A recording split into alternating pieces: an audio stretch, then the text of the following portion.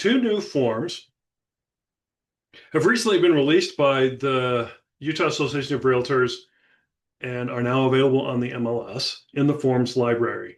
We're going to go over both of these together because they both serve similar purposes.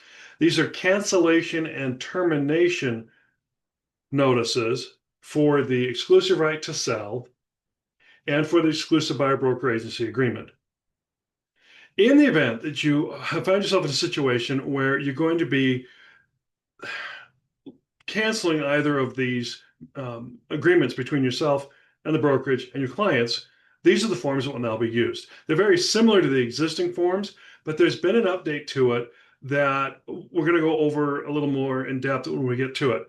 But in order to get to the form itself, when you go to the utahrealestate.com, to their forms, URE Legacy Forms Library, for right now, they're easy to find because they are in bright red, updated 5/27/2025. The cancellation and termination of the exclusive right to sell listing agreement and agency disclosure. We're going to add that one. Then we're going to come down here to cancellation and termination of the exclusive buyer broker agency agreement and disclosure. And then let's go ahead and open these up. You'll notice that the exclusive right to sell listing agreement and agency disclosure is between the company, Prime Real Estate Experts, and the seller for the termination of the exclusive right to sell.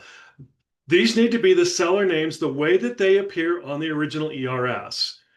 I know, I realize it says the seller single, but we all know that oftentimes there's more than one name there.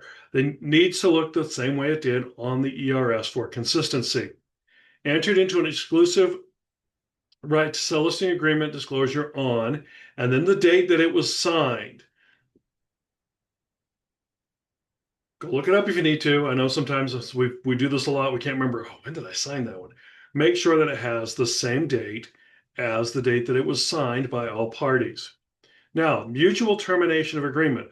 Both parties agree to mutually release each other from any and all obligations, claims, liability, and demands arising out of the agreement, including but not limited to the agreement's protection period, unless checked below. So if you still want to include that protection period that you built into, you worked with the seller, you introduced people to this home with the seller, you tried to help sell their home, you still want to be protected if one of those potential buyers comes back to the home and purchases it. Your seller needs to realize that at this point, even if they relist that home with another agent, they would still be obligated to anyone that you can document started the purchase process of this home prior to the cancellation. That's going to take a lot of work on both people's side. It's up to you whether or not you choose to enforce that protection period. Even the amount that individual agents put in as the protection period has always been negotiable. So it might not be a very long period.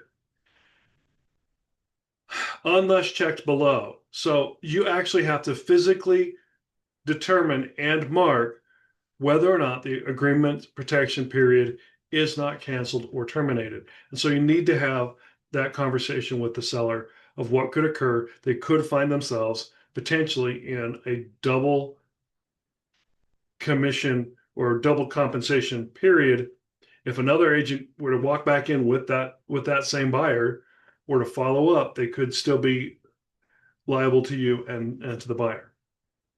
Now, this is new. Payment. Seller agrees to pay the company in the amount of. We have in our listing documents that we use as part of our process here at Prime Real Estate Experts, many of you have used the addendum to the exclusive right to sell that we have already created that states, in the event, the early opt-out one is what it's called, but in the event that the seller decides to leave the contract before the property sells, then the seller pays X amount toward the brokerage to compensate us for our expenses and time. This is not a compensation like a commission. This is an agreement to compensate for time spent and for expenses incurred, such as open houses, photographs, videography, all those things that may have been paid, marketing, all those things that have been paid for as part of the marketing of the home that have already been expenses that have been incurred by you as an agent to compensate for that. So you're not taking a loss on the home. And then the effective date of this, you'll notice that the cancellation is effective when signed by both parties and the company's receipt of payment by the seller, if applicable. So if they don't make that payment, technically it's not canceled. So they need to understand that. Now, undersigned by the seller, signature by the broker. Remember, technically, that listing agreement is not between you as the agent and the client as the seller or principal. It is between the brokerage and between the seller. You are a limited agent under that. You are the assigned agent under that, under the agency agreement. It's the brokerage decision whether or not they release the listing. Now, obviously, prior to filling this out, you will have had a conversation with Marty or with myself or with your broker. Understand the realities of what's going on, and most likely we're going to release them from it. Particularly if it's not working out and it's a relationship that's just not working, then we're not going to drag it out. It's not beneficial to you, not beneficial to them, definitely not beneficial to the brokerage to have a dysfunctional relationship going there. However, there may be a request for some compensation for time spent. If you've used the transaction coordinator, has put time into it. You've put time into it. Brokerage has put time and liability into it. So it has to be signed by the broker. Once the broker has signed it, then it's considered released. And if they choose to go with someone else, whatever the seller chooses to do, that then becomes their obligation at that point. Now, cancellation and termination of exclusive buyer broker agency agreement and disclosure is going to look very similar. Again, it's going to stay between the company, the buyer. All of the buyer's names need to be on there, however they appeared on the original buyer broker agency agreement, and the date that the original buyer broker agency agreement was signed. You'll notice the wording is exactly the same. Both parties agree to mutually terminate. And once again, we have to mark whether or not the agreement protection period is or is not canceled. This is again to have the conversation from the buyer side. If I took you through a home and you choose to buy it later on, or I find out you purchased it with another agent later, or went back to for sale by owner, in any way purchased this property that I initiated the process on, I can come and the brokerage can then have you pay that amount to us.